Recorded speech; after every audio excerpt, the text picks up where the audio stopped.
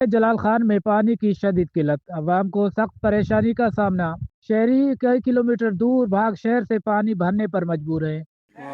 तालाब में जो है जोड़ों में थोड़ा सा पानी बच गया है, जो कि इंसान और जानवर एक ही जोड़ में पानी पी रहे हैं। इस जदीद दौर में भी यहाँ के इलाके मकीनों के लिए पीने के लिए पानी नहीं है।